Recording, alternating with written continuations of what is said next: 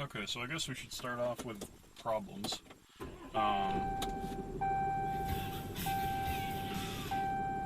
more ACDC. Unfortunately, copyright rules. Problems.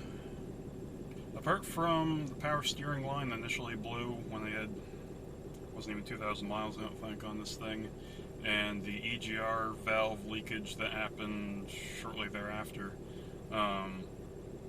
really haven't had any actual mechanical problems with this thing.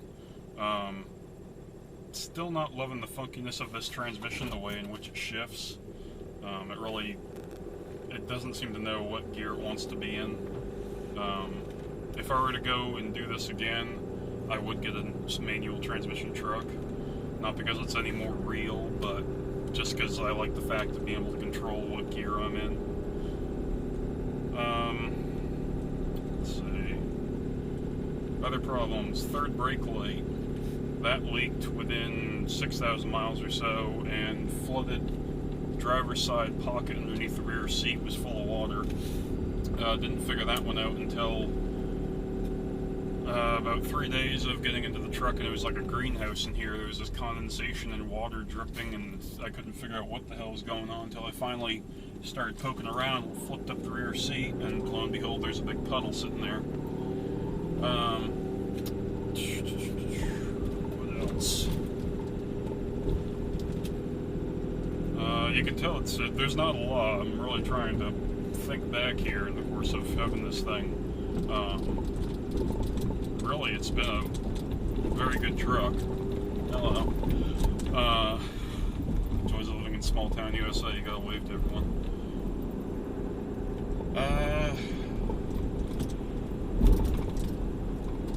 Yeah, that's about it. Headlights do suck. I think I mentioned that earlier.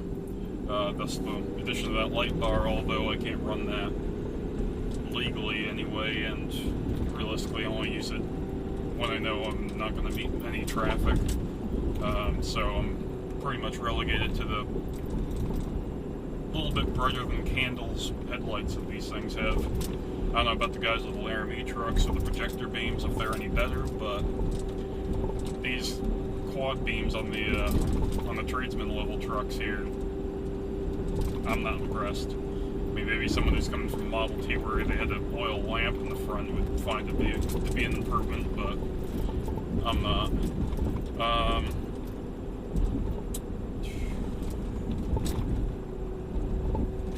Yeah, I think that's really about it. The coil spring rear suspension, I'm still loving that thing. They really seem to have nailed it for that. It handles well with the load, handles well empty.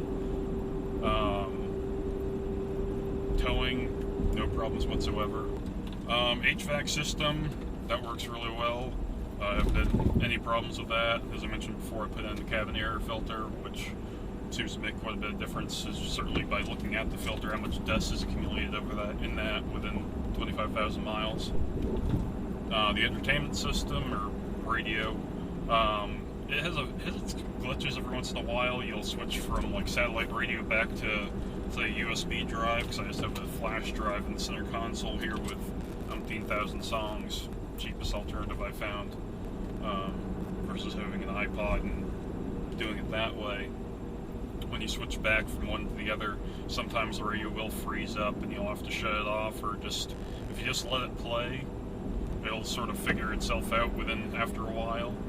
But there is that initial freeze up. I don't know what's going on with that, but from reading on the forums, the guys with the 8.4 Uconnect versus this 3.0 Uconnect, the 8.4 seems, or at least initially when it first came out, seemed to have quite a few issues, so I'm almost thankful I got the lower end model. Satellite radio, the reception really is pretty piss poor, especially in summertime when all the leaves are out in the trees.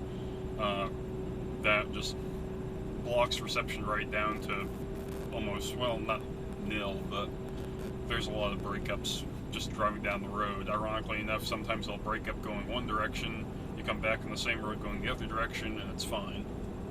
I don't know, apparently moving the antenna over 3 feet makes all the difference. As far as drive restraint's concerned, absolutely no complaints, apart from the transmission shifting funkiness. Absolutely no engine problems whatsoever. My DEF consumption is right around 5,000, 5,500 miles, depending upon how much I tow and haul and whatnot.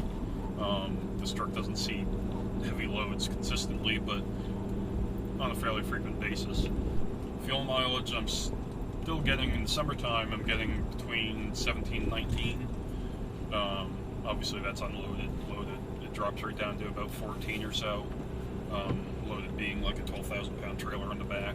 In the wintertime, I'm getting about 14, 16 mpg, just because everything's cold and you got all your oils and whatnot that you have to get cycled through and warmed up, so you have all that extra friction and everything, plus off-road, or not off-road, but wintertime diesel.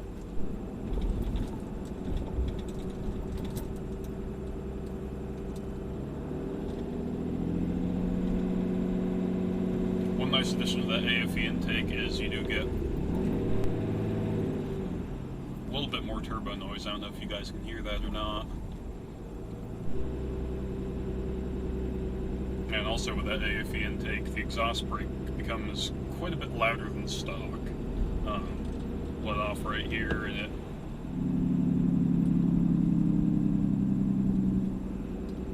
so it does kind of sound like a big rig coming down a hill, except when you get back on it and it's whisper quiet.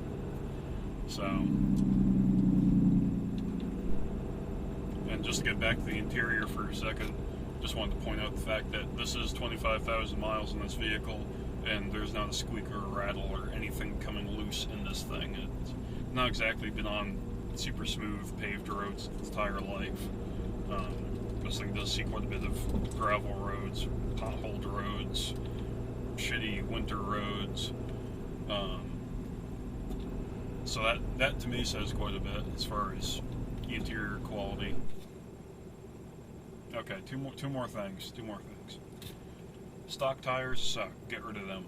On pavement, they're fine. Wet pavement, they're alright. Snow, no. Off-road, no. Absolutely useless. The other complaint, the paint.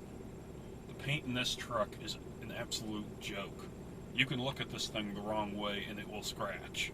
I mean, yes, the whole truck is pretty tinny, but all these trucks are just, you can poke at it hard and make a dent. But the paint,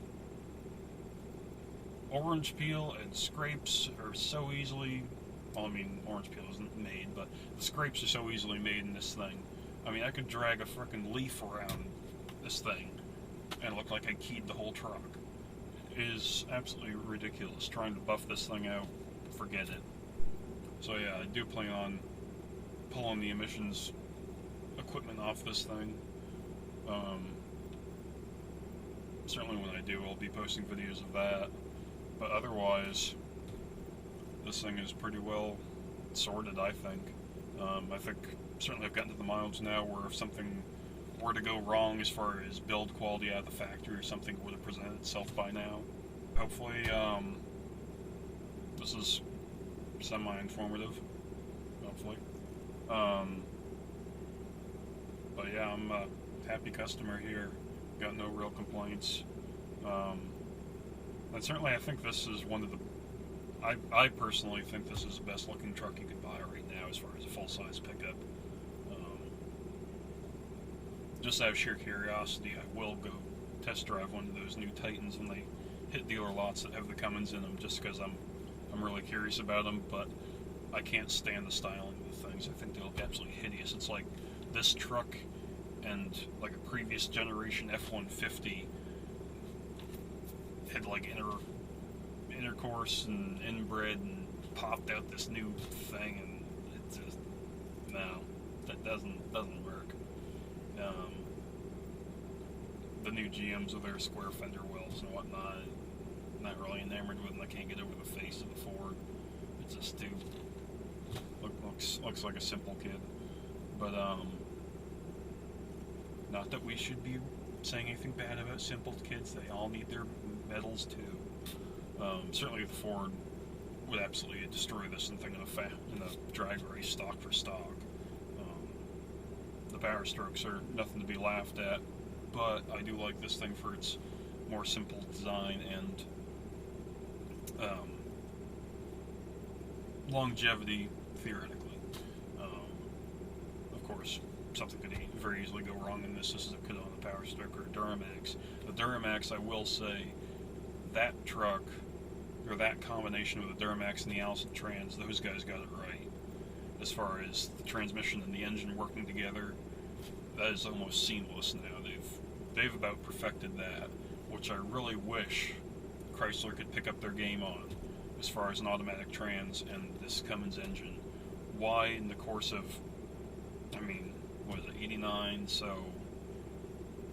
what was that, 26, 25 years? Why they can't, why can't they figure out a transmission, an automatic transmission, to go behind this engine that bang, bang, bang right through the gears and downshifts when you want it to, and it just shifts, it doesn't flip-flop around and sort of rev up and then come back down. I don't understand it. Same with the headlights.